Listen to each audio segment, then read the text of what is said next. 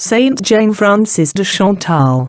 The pilgrim now saw the mistake he had made in marking the relics, and the invalid promise to look in her church for those of Saint Francis de Sales and Saint Jane de Chantal. On May the 29th, 1820, he recorded as follows: "This afternoon, I found Sister Emmerich in ecstasy. I offered her the box of relics, which she took and pressed to the bosom, her features, drawn by pain, immediately becoming serene. I asked if Saint Francis de Sales were not in the church. She answered with an effort, as if speaking from a great height, 'There they are,' pointing meanwhile to the shelf before her closet. Surprised, I hunted for the relic, but in vain. When she, tearing, so to speak, her right hand from its ecstatic rigidity, removed quickly and in the greatest order, the books from the shelf. With anxious curiosity, I glanced at the empty shelf, whilst that wonderfully endowed hand went groping between the shelf and the panel, until it grasped the missing treasure, a particle of bone wrapped in green silk. She pressed it reverently to her lips, and handed it to me as the relic of Saint Francis de Sales.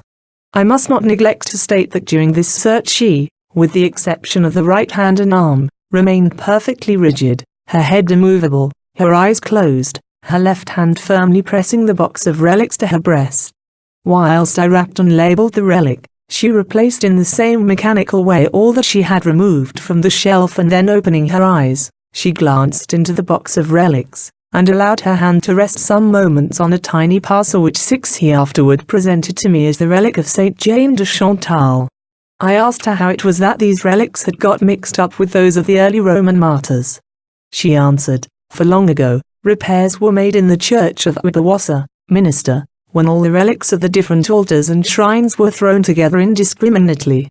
Sister Emmerich afterward saw at various times the following symbolical figures of Saint Francis de Sales' apostolic ministry. "Oh, I saw," she said, "a young ecclesiastic of high rank, zealously laboring in a mountainous country between France and Italy, and I accompanied him in his numerous journeys. I saw him in his youth an earnest student. One day with a firebrand he put a shameless woman to flight. Then I saw him going from village to village with a burning torch enkindling a fire everywhere. The flames leaped from one to the other and finally reached a large city on a lake. When the fire ceased to burn, there fell a gentle rain which lay on the ground like pearls and sparkling stones. The people gathered them up and took them into their houses. Wherever they were carried, prosperity followed, all became bright. I was amazed to see Saint Francis so indescribably gentle and, at the same time, so zealous in his undertakings, so vigorous in pushing things forward. He went everywhere himself, climbing over snow and ice. I saw him with the king in France, with the Pope, and then at another court between the two. Day and night did he journey on foot from place to place, teaching and doing good, often passing the nights in a wood.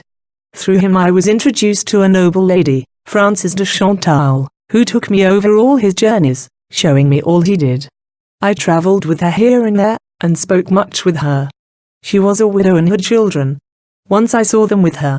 I received an account of something concerning her and all the sorrow it caused her, and I saw many scenes of the same. A little frivolous lady of distinction, seemingly penitent, was introduced by her to the bishop. But she constantly relapsed into her evil ways. Francis said that this lady had caused her much trouble. Indeed, she thought she had been bewitched by her. Later on, the bishop founded a convent in concert with Francis, and the bad person, who seemed to have corrected, did penance in a small house nearby. I remember Francis as showing me the present state of this person in a dark place. I saw the bishop saying Mass in a place in which many of the inhabitants doubted the real change wrought in the Blessed Sacrament. During his Mass he saw in vision a woman who had come to the church merely to please her husband. She believed not in transubstantiation and she had a piece of bread in her pocket. In his sermon the bishop remarked that the Lord could as truly change the bread of the holy sacrifice into his body as he could change bread in the pocket of an unbeliever into stone. On leaving the church, the woman found the bread in her pocket turned into stone. The holy bishop was always neatly and properly dressed. I saw him surrounded by enemies, and I also saw him concealed in a hut to which about 20 persons came by night for instruction. His life was sought and snares were laid for him in the forest to which he had fled.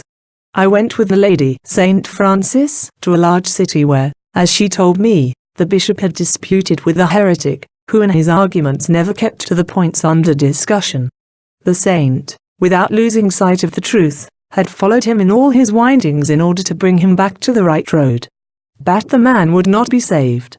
The lady and I had to cross a large square in this city. It was crowded with citizens and peasants who were being drilled in separate troops. I was dreadfully afraid of their attacking us and, besides, the good lady said she could not possibly remain longer without food. She would faint from hunger. I looked around and saw a man eating bread and meat from a paper. I begged him for just one mouthful, and he gave me some bread and a piece of chicken. When the lady had eaten it, she was able to proceed to her convent. With regard to those visions in which I exercise some act of charity toward the apparition of a saint, I have from great childhood been interiorly instructed that they are works which the saints demand of us with the design of turning them over to others. They are good works which they cause to be performed for themselves, but which are, in reality, for the benefit of others. We do for the Lord what we do for the neighbor is here reversed. For here we do for the neighbor what we do for the saints. I went to the convent which the lady had founded in concert with the bishop. I went all through it. It was a singular old building. I saw every nook of it. In many of the rooms were large stores of various kinds of fruits and grains, quantities of clothing, and odd-looking caps. The religious must have given away much to the poor. I put everything in order. A saucy young nun continually followed me, reproaching me and accusing me of trying to steal. She said I was avaricious. For, though declaring money to be mire, yet I turned over every penny. That I mixed myself up unnecessarily in worldly affairs. That I wanted to accomplish so many things, and yet never finished any, etc. She kept at my back, not having the courage to face me. I told her to stand out before me, if she could. But she was, in fact, the tempter who tormented me greatly during those days. Away off in a remote corner of the convent I found a nun with a pair of scales. She had been placed there by the foundress. On a plate by her side were heaps of mixed peas, little yellow seeds, of what kind I know not, pearls, and dust, all which she was to pick out and clean. Then she was to carry half the good seed to the front of the convent for seed corn. But she would not do it. She refused to obey. Then came another in her place, but she was no better than the first. And, at last, I undertook to sort and separate the mixture.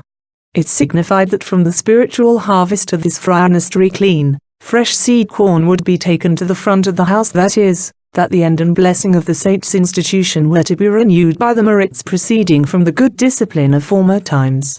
That what was injured by the faults of the last superirises was to be repaired. At a later period Sister Emmerich was given to see the entire life of St. Francis de Sales from his infancy to his death, but she had neither the strength nor opportunity to relate even a few of its details. Saint Jane Francis again appeared to her at different times, claiming her prayers and sufferings for the renewal of her order. On July 2, 1821, she related the following: "Last night I was at Annecy, in the convent of the Daughters of the Holy Lady de Chantal. I lay very sick in bed, and saw all the preparations for the feast of the Visitation. I seemed to be in a choir from which I could look down on the altar which was being dressed for the feast. I was very sick and about to swoon, when St. Francis de Sales came to me quickly with something that relieved me. He wore a long, yellow festal robe corded. St. Chantal also was by me. Amen."